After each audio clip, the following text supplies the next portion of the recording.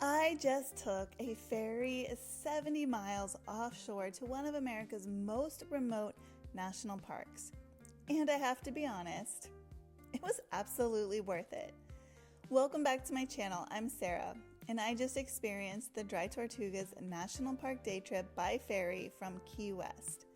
This has been on my bucket list for a while, and I'm breaking down my complete, honest experience from the moment I booked until the ferry ride back.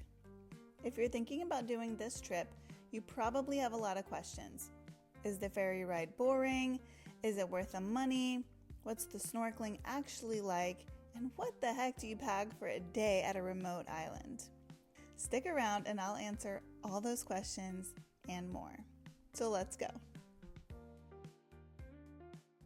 First, let's cover the basics so you know what you're getting into. Dry Tortugas National Park is about 70 miles from Key West. The total day is about 11 hours.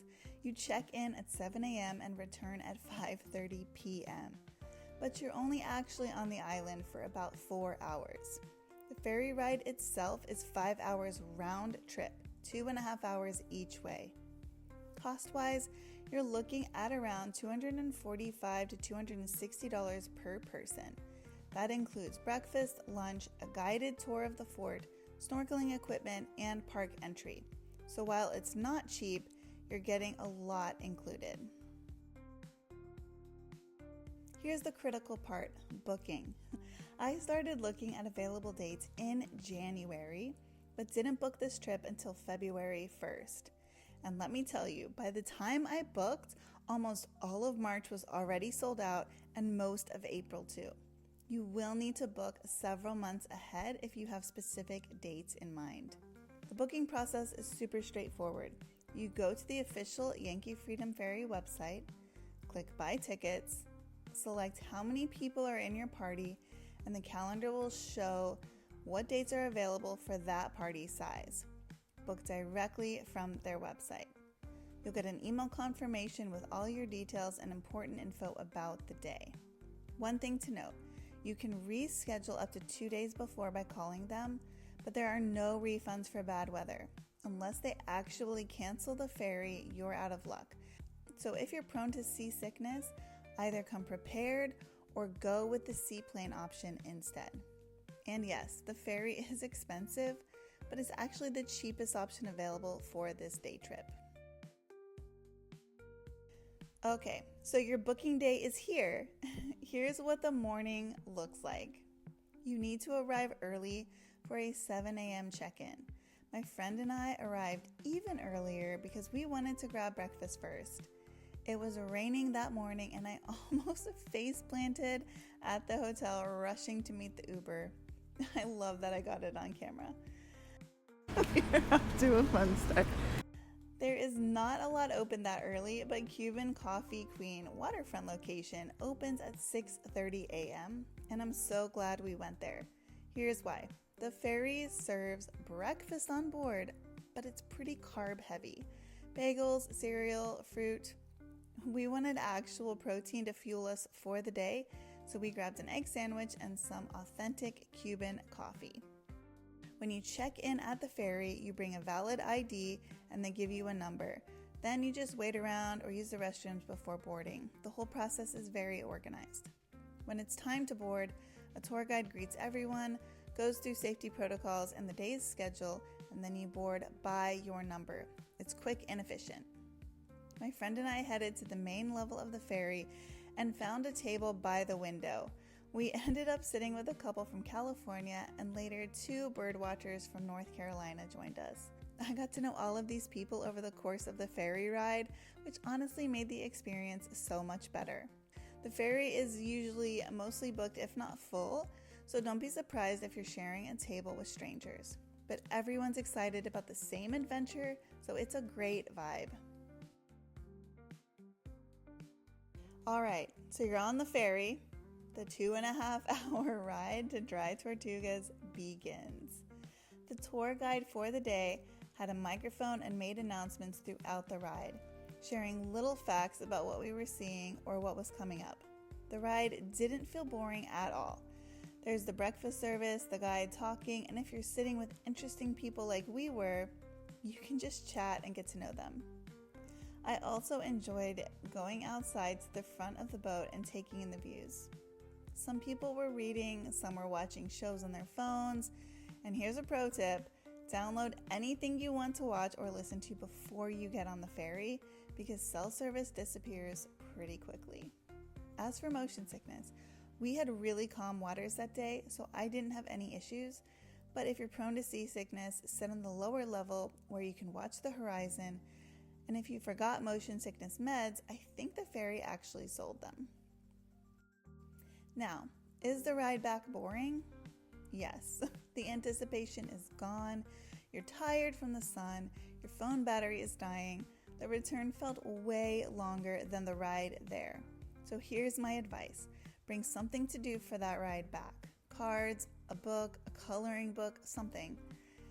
I didn't bring anything and I forgot my portable charger and I kind of regretted it.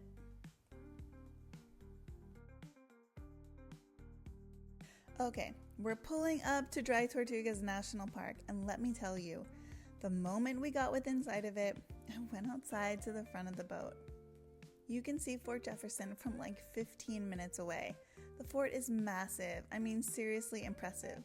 There's an American flag flying at the entrance, and the surrounding waters are crystal clear and absolutely gorgeous. We docked around 10:30 a.m., and honestly, I was worried I'd get bored with 4 hours on the island, but spoiler alert, I didn't. I actually left wishing I'd had more time. Here's what you can do at Dry Tortugas. You can take a guided tour of the fort. There are 3 options: a basic 20-minute talk, a longer tour of the fort that's just over an hour, or you can self-guide. If it's your first time, I recommend at least doing the basic one. My friend and I did the longer tour and it was fantastic. The tour starts at 11 a.m. and after we dropped our bags on the beach, my friend and I met the group at the sign in front of the fort. From there, the guide led us to a shaded area under some trees. The shade was absolutely essential because the sun was scorching. The guide was great. He shared the history of the fort, why it was built, and the story of its most famous prisoner. All super interesting. So here's how I spent my 4 hours at Dry Tortugas. You can do this however you want, but this gives you an idea of how the time breaks down. 10:30 a.m., my friend and I dropped our bags off at the beach. 11 a.m., we met for the tour. 12:15, the tour ended.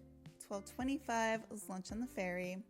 12:45, yes, I know, I eat too fast. I walked around the fort and took more photos. 1:20 p.m., I headed back to the beach to snorkel, and then about 2:35 p.m., we were back on the ferry. So between the tour, lunch, and snorkeling, the time went by super fast.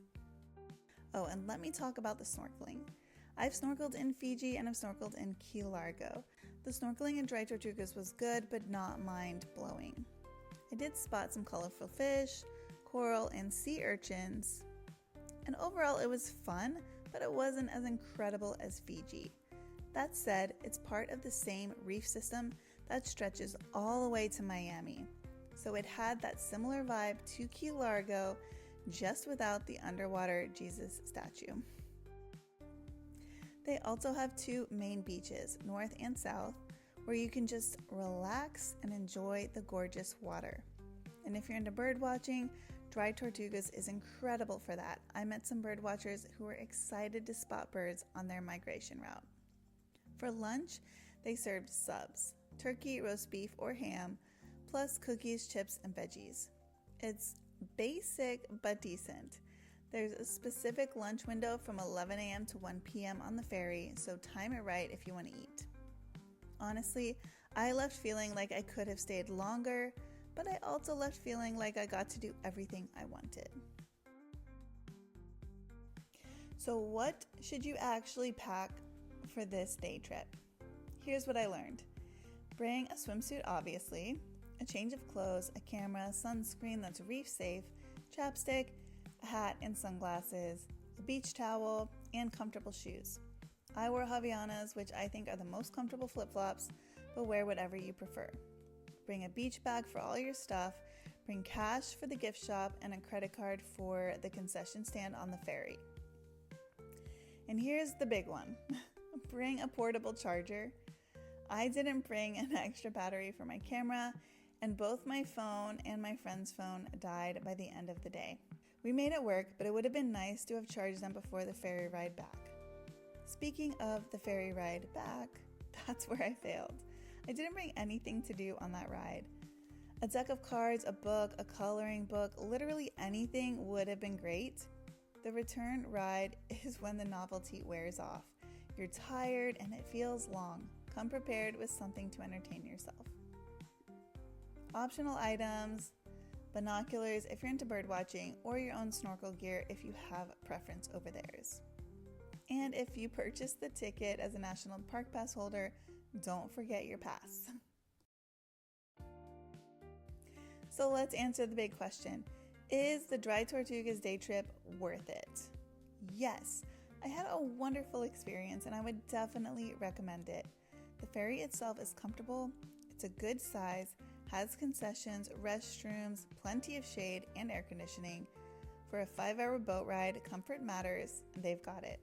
The national park itself is incredible. It's remote, it's historic, and the waters are stunning.